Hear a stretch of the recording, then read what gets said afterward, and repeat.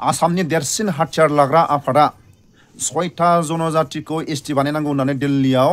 सावरायनो थांदोंमोन। যুদ্ধত আলফা হাৰিছে। এক নম্বৰ ভাৰতৰ লগত যুদ্ধ কৰিছিল আলফাই, একেবাৰে এইটো আৰু সঁচা কথা। আমাৰ ডক্টৰিনে ছোৱালী সশস্ত্ৰ সংগ্ৰাম কৰিছিলোঁ আমি, ইয়াত কোনো লোকধাক কৰিবলৈ কথা নাই। সেই যুদ্ধত আলফা হাৰিছে। এক নম্বৰ আলফাयाबो नाजासोमदोंमोन 6टा जनजातिखौ एसटी बानायनो, दिल्लीनि गेदेरमा दैदेनगिरिफ्रा गनायाखै। 6टा जनजातिखौ एसटी बानायनांगौबा मणिपुरनिफ्राय देरसिन दावहा जागोन होननानै फरेस्ट बरुवानि खावसे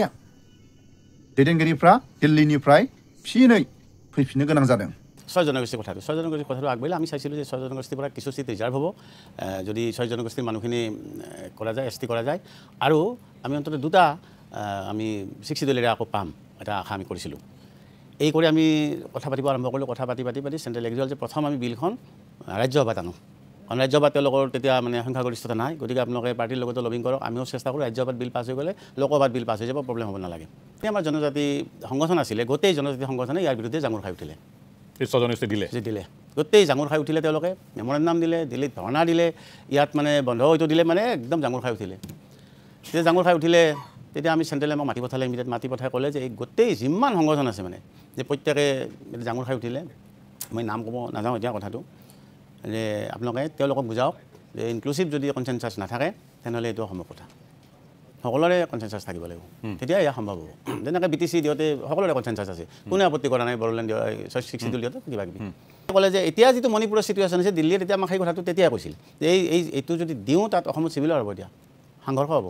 জনজাতি বিচৰা সকলৰ আৰু জনজাতি সহি থকাসকলৰ কাৰণ জনজাতিসকলে ভাবিছে যে 6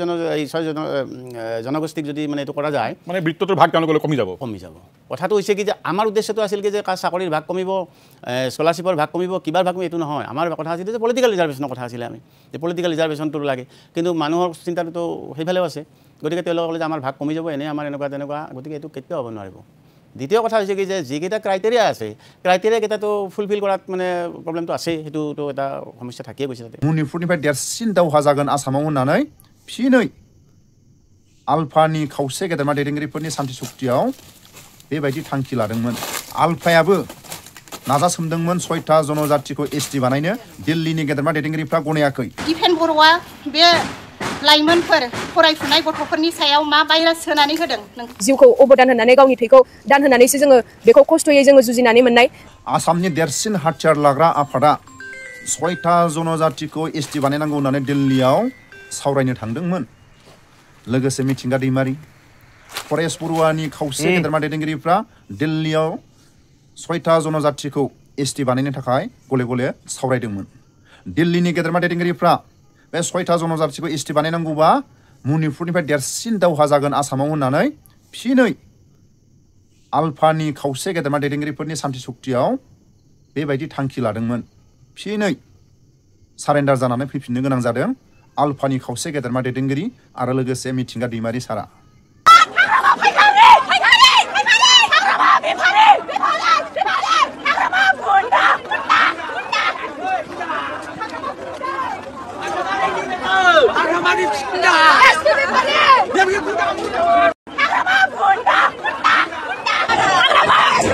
आं गासै फरायसुलिफोरखौ बुङाखै।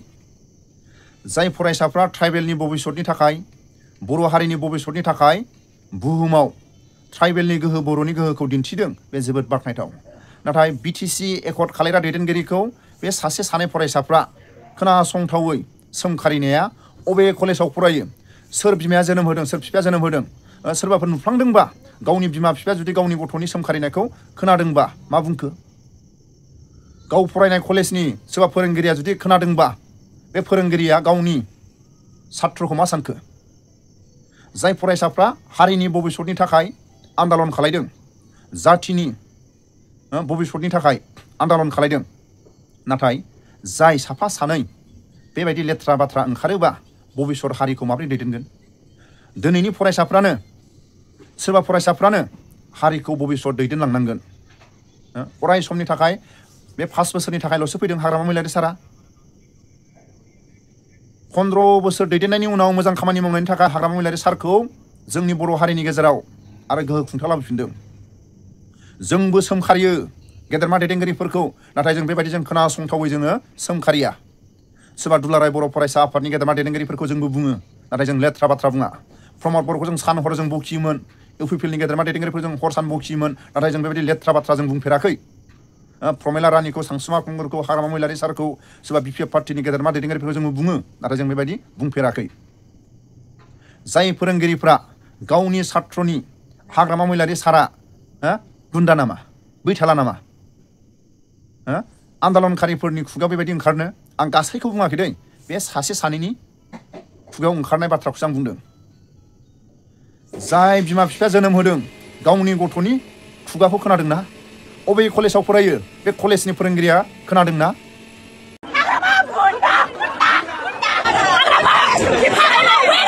अबे कलेजाव फरायो सोर बिमाया जोनोम होदों सोर बिफाया जोनोम होदों हाजार हाजार फरायसाया सरकारनि सायाव बुंदों सोरबा दैदेनगिरिनि सायाव बुंदों खोनासंथावना ट्राइबेलनि गोहोखौ बर'फोरनि गोहोखौ बुहुमाव गोमसार होदों जोबोद बाख्नायथाव नाथाय सासे सानै फरायसाया खोनासंथावै अबे कलेजाव फरायो भिडिअनि फुटेजाव नुदोंबा जाय फोरोंगिरिफ्रा बे साफा सानै फरायसाखौ बुंदोंना बुङाखै सोरबा दैदेनगिरिखौ बेबायदि बैथाला गुन्दा आन्दलना बेबायदि जायो नामा जोंबोथ' बुङो प्रमद बर'खौ जोंबो सोमखारियो प्रमद बर'खौ नाथाय जों बेबायदि लेथ्रा बाथ्रा जों बुङा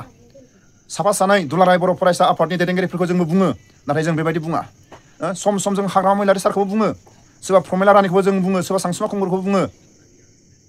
प्रमद बर'खौ जों साननि हरनि जों बखियो नाथाय बेबायदि जों मालाबाबो बेबायदि लेथ्रा खोथा जोंनाव ओंखारा जाय फरायसाफ्रा बुहुमाव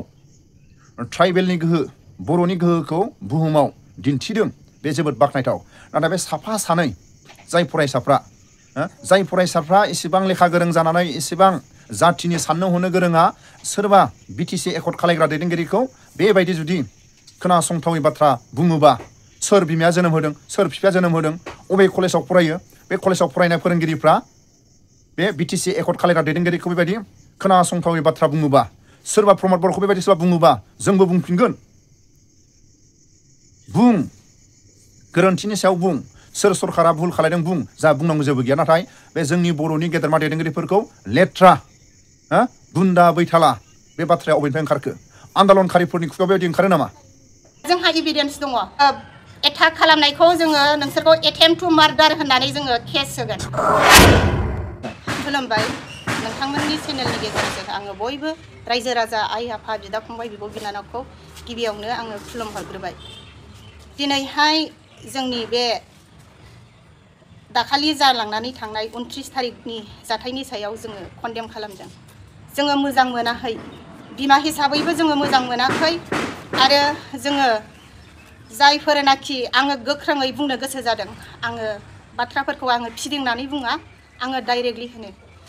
जोंहा एसटिनि प्रटेस्ट खालामनायनि सायाव जोंहा जेबो हेंथा गैया जोंबो वेलकाम खालामो जोंहाबो फिउचार दं फिउचारखौ जोंबो सानहरो आरो जोङो जेब्लायबो सापर्ट दङ नाथाय बेजों लोब्बा लानानै माखासे मानसिफ्रा पलिटिक्स खालामनायनि सायाव जोङो कन्डेम खालामो आरो जोङो मोजां मोनाखै दिनैहाय आङो थोंजोङै बुंनो लुबैयो दिपेन बर' बिथांनि लिडारशिपआव दिनैहाय बे रेलिखौ लानायावहाय दिनैहाय बेसेबांबा गाज्रि लासिं सिं मुगैथाव जों गनायनो हायै जाथाया जानानै थांदों बे उन्दै उन्दै गथ'फोर स्टुडेन्ट बिसोरखौ लानानै बिथाङा मानो बेबायदि गाज्रि पलिसि मानो बाहायदों दिपेन बर'आ बे लाइमोनफोर फरायफुनाय गथ'फोरनि सायाव मा भाइरास सोनानै होदों नोंथाङा नोङो मोगथाङाव फैना नोङो पलिटिक्सआव ओंखारनो गोसोबा मोगथाङाव फै पलिटिक्सखौ खालाम नाथाय बे गथ'फोरखौ मिसलिड खालामनो नाङा जोंनि लाइमोनफोरखौ मिसलिड खालामनो नाङा आरो मा नोंथांनि एसटि प्रटेस्टआथ' एसटिनि नङा होननानै जोंहा एभिडेन्स दङ फोरमान दङ मानो होनबा बे गासिबो प्रि प्लेनिं जोबखा प्रटेस्ट खालामनाय रेलि खालामनाया माला बेबायदि लावथि सिखा लानानै बेबायदि थांफेरो प्लेनिं नङाबा बे जिनिसखौ अबेनिफ्राय मोनब्रबखो आरो दिनैहाय जायफोर बे रेलिखौ दैदेनदोंमोन बेहाय गोबांथार गाज्रि राव बाहायनाय स्ल'गानफ्रानो गासिबो स्क्रिप्टेड जोबखासो ओरैबायदि बिसोरनि स्ल'गाना हाग्रामा मुद्दाबार हाग्रामाखौ बुथारगोननो हाग्रामा गुन्दा सोर बेबायदि पावार होदों बे हिन्जावसा गथ'नो आरो नोङो लाजिना लाजिया नोंनि मोखाङा दिनैहाय ससियेल मिडियायाव गासिबावबो नुजाथिजोब्बाय नोङो बेबायदि होननानै नोंखौ मा फोरमायनो सानदों फालाय नोङो बे हिनजावसाखौ आङो बुंनो गोसो जादों नोङो गावखौनो गाव बिराद मोनसे अगेन आखल गैयै नोङो देखायनाय जादों सोर फोरोंदों नोंनो सोर बेबायदि माबाखौ नोंनो पावारखौ नोंनो सोर होदों हाग्रामाखौ बुथारनो हाग्रामा गुन्दा हाग्रामा मुर्दाबार होननानै आरो नोंसोरो प्रि प्लेनिं नङाबा मानो हाग्रामानि न'आव थांनानै मानो अन्थाइ खुबैहैया जों हजम खालामनो हाया दिनै हाग्रामा सारखौ बुथारनो प्लेनिं खालामनाया खेबनै जाबाय थांनाय एमपि इलेक्शननि सिगांबो हाग्रामा सारखौ बेंफैदों हाग्रामा सारनि उसामाथिनि मोनसे मैगं थिलि आबाद मावग्रा मैगं थिलियाव फैनानै सारखौ बेंफैदों बाहायबो सारखौ एटेक खालामनो नागिरदोंमोन आरो थांनाय 29 थारिखनि रेलिनि एसटि प्रटेस्टनि एगेन्स्टै लोब्बा लानायावबो सारखौ मोनस'नोबा मा खालामगौमोन गन लानानै थांजोबनानै बे समाव सारा दङमोनबा मोनस'नोबा मा खालामगौमोन मारै एफा गाज्रि सोनानै होनो हायो बे इउपिपिएलनि दैदेनगिरिफ्रा बाहायथ' सात्रल' नङा सात्रखौ नोंसोरो हाथियारसो बाहायदों नाथाय थुनानै होग्राया इउपिपिएलआनो दिनैहाय जों मानो बुङा जोंहा एभिडेन्स दङ राजु नार्जारिनि जोङो फार्स्ट मेसेज बिफर जाथायनि सिगां जोङो बे मेसेजखौ नुदों आरो उनावहाय जाथायनि उनाव मोनसे मेसेज बिफर आफ्टार बे जाथायनि उनाव बे मेसेजखौ जोङो मोनजोबदों बाहाय नोंसोरनो थुनानै होदों उन बेयो स्टुडेन्ट नङा इउपिपिएलनि होननानै इउपिपिएलनि थुनायाव जादों होननानै जोङो बेखौ जोङो थोंजोङै बुंहरो इउपिपिएलनि दैदेनगिरिफोर जेसेबां लिडारफोर दं एबसुनि दैदेनगिरि जोङो थोंजोङै नोंथांमोनखौ सोंखारियो आरो बे जिनिसखौ बे जाथायखौ जोङो खेबसे नङा खेबनै सारनि सायावहाय बेबायदि नोंसोरो एटाक खालामनायखौ जोङो नोंसोरखौ एटेम्प्ट टु मार्डार होननानै जोङो केस होगोन आरो मोनफ्रामबो जोङो ब्लक समस्तिफोर बेफोरखौ जोङो गासिबो ज' जानानै नोंथांमोनखौ जोङो एटेम्प्ट टु मार्डार होननानै जोङो नोंसोरखौ केस होगोन आरो बेहाय सात्रफोरखौ इनभल्भ दा खालाम रावबो सात्रखौ जोङो दाय होआ रावबो सात्रनि सायाव जोङो जेबो एफआइआर होआ नाथाय नोंसोरबो फंबाय बिनानावफोर फिसाफोरखौ आङो खावलायनो गोसो जादों मालायनि मिसलिड खालामनायाव नोंसोरबो थांफालाबायनो नाङा नोंसोरो गोरों जाबाय जोंनिफ्राय गोरोंसिन साननो हनो नोंसोरो गोरों जाबाय नोंसोरो मोजाङै नोंसोरनि बिबेकजों मोजाङै नोंसोरो सुबिदा दा जोंनि हाग्रामा महिलारि सार लाबोनाय सिआइटि इउनिभारसिटियाव नोंसोरो फरायनो मोनदों ओंखायनो नोंसोरो बेहाय मोजाङै नोंसोरनि फरायनो मोननाय सुबिदायाव मोजाङै फराय आरो बेफोरबायदियाव इनभल्भ जानो नाङा दिनैहाय हाग्रामा सार लाबोनाय सिआइटि इउनिभारसिटि इन्जिनियारिं बेफोरबायदि कलेजफोराव फरायनो मोननानै नोंसोरो आरो बेखौसो मालायनि इनफ्लुयेन्सआव नोंसोरो मुर्दाबार बुथारनो बेबायदि सोदोबखौ नोंसोरो होनदों अन्नानै बेफोरबायदिनिफ्राय गोजान जा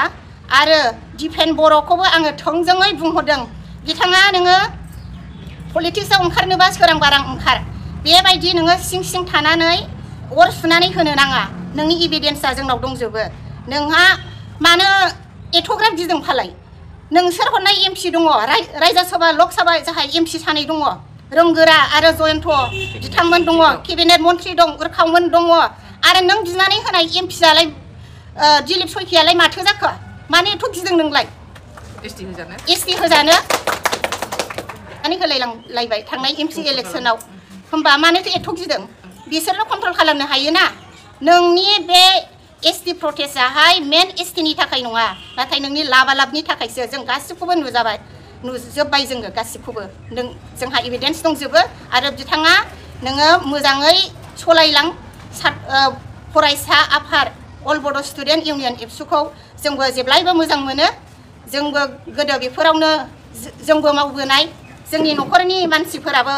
जोंनि बिमा बिफा बिदा फंबाय जोंनि फिसायफोराबो एबसुनिफ्रायनो फैनाय गोजाजोब एबसुखौ जों मोजां मोनो अरायबो बरायो नाथाय नोङो बे एबसुनि बेनाराव थानानै एबसुनि नाम लानानै नोङो पलिटिक्स दागेलेट दिपेन बर' आं बेखौनो बुंनानै फोजोबबाय गोजोन्थों सानैसो बिनानावमोन दा गाज्रि स्लें वर्ड्स बाहायनानै जा बिसोरो बिथांमोनहाय गाज्रि बाथ्रा बुंदों जोंनि बिटिसि गभर्नमेन्टखौ दानि सोलिबाय थानाय बिटिसि गभर्नमेन्ट हाग्रामा महिलारि सार बिथांखौ रायदों बिथांमोनाबो एसे माने एसे स्टुडेन्ट हिसाबै गोबां बिदि माने आब्रुथि गैयै बिदि जानो नाङा आरो एसे डिसिप्लिनखौ मेनटेन खालामनांगौमोन होननानै आं सानो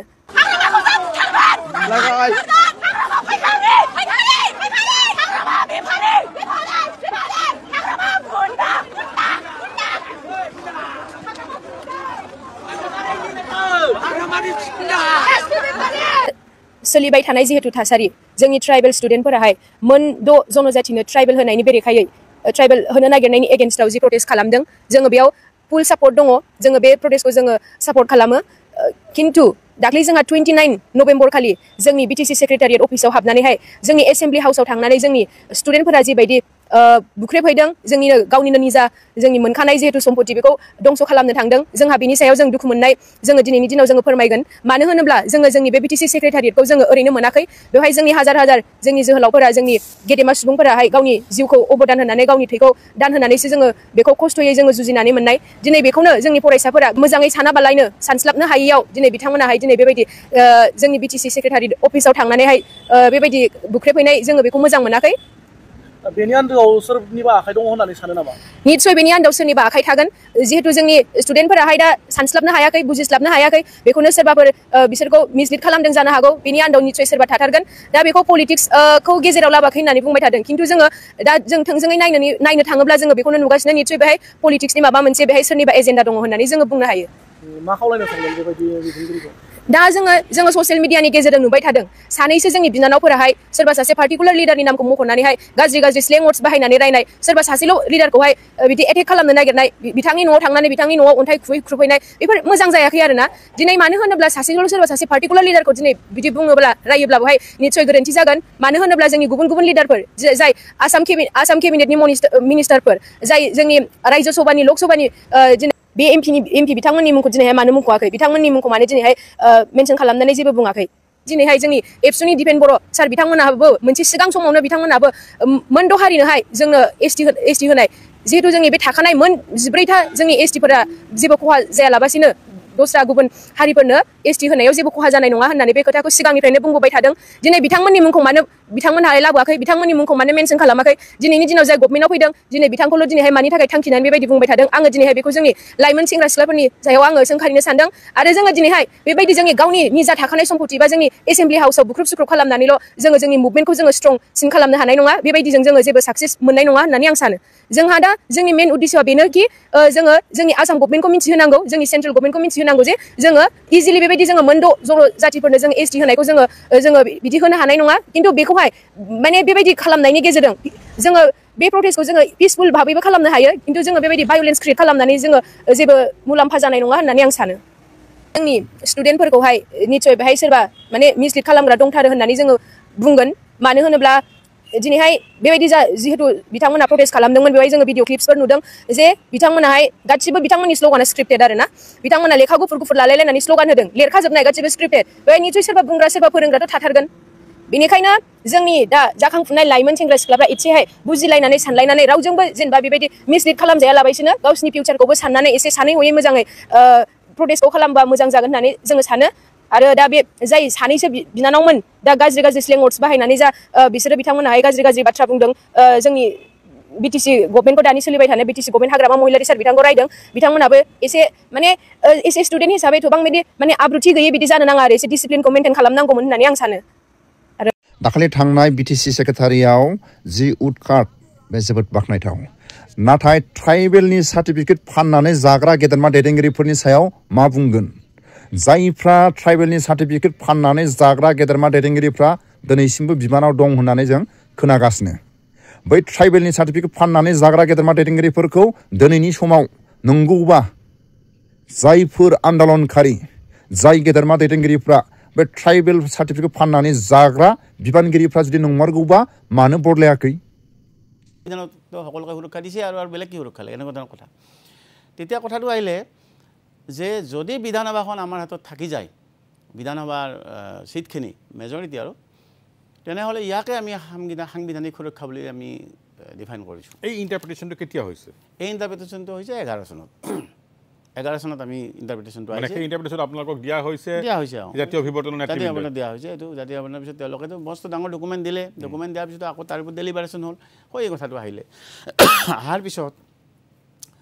মূল কথা সেইটো আহিল মাটিৰ কথাটো আছে আৰু আহিল দ্বিতীয় সাংস্কৃতিক সুৰক্ষাৰ কথা বাকী দুটা বাদ দি আমি এইটোৰ ওপৰত আমি আলোচনা কৰিম বুলি ঠিক কৰিলোঁ তেতিয়া আলফাৰ যে সাধাৰণ পৰিষদে মোক মুখ্য আলোচনাকাৰী হিচাপে দায়িত্ব প্ৰদান কৰে কাজিৰঙাত হৈছিল মানে এইটো সাধাৰণ সভা ঠিক আছে গ'লোঁ দিল্লীত গ'লোঁ এতিয়া জি কে বিল্লাৰ পৰা আৰম্ভ হৈছে আৰু হোম ছেক্ৰেটাৰী জি কে বিল্লা আছিলে তেতিয়া আমি কথাটো ক'লোঁ ডিফাইন কৰিলোঁ যে এইটো কথা আমাক বিধানসভাখন যদি আমাৰ হাতত যায় এইটো হ'ব লাগিব এইটো লৈ প্ৰথম ডেলিভাৰেশ্যন এইটো লৈ যে এইটো তেওঁলোকে মানি লয় নে নলয় কুৱেশ্যনটো তাতে আহিল বাকীটো মেকানিজমৰ কথা আহে নাই এতিয়া সেই মেকানিজমটো তেওঁলোকক কনভিন্স কৰিলে তেওঁলোকে মানি ল'লে কথাটো অসম চৰকাৰো থাকে পাৰ্টিটো অসম চৰকাৰো আছে অসম চৰকাৰৰ কথাটো মানি ল'লে হয় এইটো যদি হয় অসমৰ মানুহৰ কাৰণে ইয়ে সাংবিধানিক সুৰক্ষা কৱচ হ'ব আৰু বেলেগ সাংবিধানিক সুৰক্ষা কৱচৰ কোনো ব্যৱস্থা নাই এটা মেকানিজমটো কথা কেনেকৈ এই বিধানসভাখন আমাৰ হাতত থাকিব প্ৰথমতে এইটো আপুনি জিকে পেলাই যাতে এগ্ৰি হ'ল যে বিধানসভাৰ যদি বিধানসভাৰ চিটকেইটাৰ দ্বাৰা সাংবিধানিক সুৰক্ষাৰ ডেফিনেশ্যনটো কনচেপ্ট সেইটো কনচেপ্ট কাৰণ বিধানসভাই মূল কথা অসমৰ গোটেই যেহেতু গভাৰ্ণিং বডি বিধানসভাই তাত বাহিৰে বেলেগ কথা অহা নাই কিন্তু কেনেকৈ বিধানসভা চিটটো সুৰক্ষিত হ'ব কথাটো হ'ল দ্বিতীয় দফা এতিয়া তাত বিভিন্ন ধৰণৰ বিভিন্ন কথা আহিল প্ৰথম কথা আহিলে কি যে 371 যিটো আছে আমাৰ নাগালেণ্ডত আছে মিজোৰামত আছে অৰুণাচল আছে 371টো আনিব পৰা যায় নেকি অসমত 3.5 কোটি মানুহৰ ভিতৰত 3 কোটি জেনেৰেল মানুহ 50 লাখ মান মানে কমেই হ'ব আপোনাৰ জনজাতি মানুহ তে 3 কোটি জেনেৰেল মানুহ ৰাখি এই 371ৰ কথাটো সেইটো নহ'ব সেইটো মানে কেনেকৈ হ'ব এইটো মানে কোনো সম্ভাৱনা নাই তাৰ সেইটো তাৰ পৰা বাদ পৰিলে দ্বিতীয় তেতিয়া কি কৰা যায় তেতিয়া ক'লে যে 6 শিডিউল এৰিয়া ইতিমধ্যে অসমতো 3টা 6 শিডিউল এৰিয়া পাইছে আৰু যদি 2টামান 6 শিডিউল এৰিয়া কৰিব পৰা যায় তেতিয়াহ'লে কিছু হ'লেও অসম মানে সুৰক্ষা পায় এতিয়া আৰু 2টা ভৌগোলিকভাৱে এতিয়া মানে এৰিয়া ৱাইজ কথাটো আহিলে তেতিয়া আমি চিন্তা কৰিলোঁ যে ইতিমধ্যে অসমত মুভমেণ্ট এটা আছে যে 6 জনগোষ্ঠীয়ে মানে আপোনাৰ বিচাৰি আছে এছচি ষ্টেটাছ বিচাৰি আছে সেইটো কৰিব পাৰি নেকি সেইটো কৰিলে এই কথাখিনি মই জানো যে অকণমান দীঘলীয়া হ'ব আপুনি ভালকৈ কথা ক'ব বিচাৰিব মোক যদি মই আপোনাৰ অনুমতি লৈছোঁ ব্ৰেক 6 জনগোষ্ঠীৰ কথাটো আগবাঢ়িলে আমি চাইছিলোঁ যে 6 জনগোষ্ঠীৰ পৰা কিছু চিট ৰিজাৰ্ভ হ'ব যদি 6 জনগোষ্ঠীৰ মানুহখিনি কৰা যায় এছ টি কৰা যায় আৰু আমি অন্ততঃ 2টা আমি 6 শিডিউল এৰিয়া আকৌ পাম এটা আশা আমি কৰিছিলোঁ এই কৰি আমি কথা পাতিব আৰম্ভ কৰিলোঁ কথা পাতি চেণ্ট্ৰেল এগ্ৰি হ'ল যে প্ৰথম আমি বিলখন ৰাজ্যসভাত আনো কাৰণ ৰাজ্যসভাত তেওঁলোকৰ তেতিয়া মানে সংখ্যাগৰিষ্ঠতা নাই গতিকে আপোনালোকে পাৰ্টিৰ লগতো লবিং কৰক আমিও চেষ্টা কৰোঁ ৰাজ্যসভাত বিল পাছ হৈ গ'লে লোকসভাত বিল পাছ হৈ যাব প্ৰব্লেম হ'ব নালাগে আমি এইটোত মোটামুটি এগ্ৰি হ'ল তেতিয়া আলফাই মাজে মাজে কৈছিলে যে এইটো বেছি দিন নাই আৰু আলোচনা কিবা এটা হ'ব গৈছে এনেকৈ কথাবিলাক কৈছিলোঁ যদি সেইটো হয় তেনেহ'লে বাকী কথাবিলাক লৈ আলোচনা কৰিম ঠিক এনেকুৱা সময়তে মই ঠিক আপোনাক মাহ টাইম কংগ্ৰেছৰ দিনতে শেষৰ ফালে কংগ্ৰেছৰ তেতিয়া ইয়াতে মানে হ'ল কি যে যিখিনি আমাৰ জনজাতি সংগঠন আছিলে গোটেই জনজাতি সংগঠনে ইয়াৰ বিৰুদ্ধে জাঙুৰ খাই উঠিলে এই 6 জনগোষ্ঠী দিলে গোটেই জাঙুৰ খাই উঠিলে তেওঁলোকে মেমৰেণ্ডাম দিলে দিল্লীত ধৰ্ণা দিলে ইয়াত মানে বন্ধ হয়তো দিলে মানে একদম জাঙুৰ খাই উঠিলে তেতিয়া জাঙুৰ খাই উঠিলে তেতিয়া আমি চেণ্ট্ৰেলে আমাক মাতি পঠালে ইমিডিয়েট মাতি পঠাই ক'লে যে এই গোটেই যিমান সংগঠন আছে মানে যে প্ৰত্যেকে জাঙুৰ খাই উঠিলে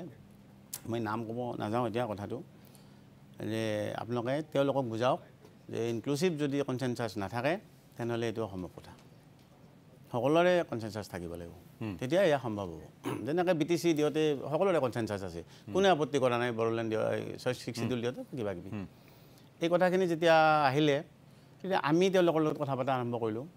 আমি 6 জনগোষ্ঠীৰ যিবিলাক লিডাৰ আছিল তেওঁলোককো লগ কৰিছোঁ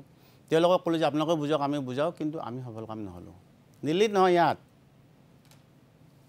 দিল্লীয়ে ক'লে যে এতিয়া যিটো মণিপুৰৰ চিটুৱেশ্যন আছে দিল্লীয়ে তেতিয়া আমাক সেই কথাটো তেতিয়াই কৈছিল যে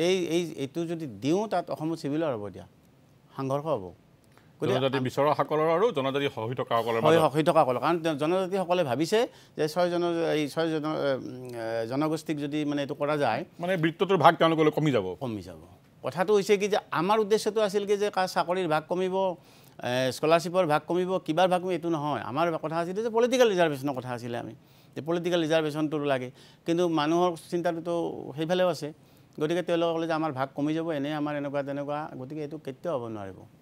দ্বিতীয় কথা হৈছে কি যে যিকেইটা ক্ৰাইটেৰিয়া আছে ক্ৰাইটেৰিয়াকেইটাতো ফুলফিল কৰাত মানে প্ৰব্লেমটো আছেই সেইটোতো এটা সমস্যা থাকিয়ে গৈছে তাতে ভাষা লাগে কিবা লাগে হেন তেন চাইনেছ লাগে কিবা লাগে আইচলেটেড ৰেচিডেণ্ট লাগে সেইবিলাকতো আছে কিন্তু সেইবিলাকৰ কাটিং এক্ৰছ অল দিছ থিংছ আমিতো কৰিব পাৰিছিলোঁ হৈ গৈছিলে কিন্তু এইটোৰ কাৰণে নহ'লে আৰু ময়ো এইটো আজিও আপোনাক কৈছোঁ যে ভৱিষ্যতেও এইটো সম্ভৱ নহ'ব যদিহে জনজাতি ভাইসকলে এই ক্ষেত্ৰত মানি নলয় গ'ল বহুত সময় তাৰপিছত বহুত গ'ল সময় গুচি গ'ল আপুনি 12 বছৰৰ ভিতৰত প্ৰায় 6 বছৰমান 5 বছৰমান গ'লে এইটোত 4-5 বছৰ গ'লে এইটোত কংগ্ৰেছৰ ৰিজিমটো পূৰাই গ'ল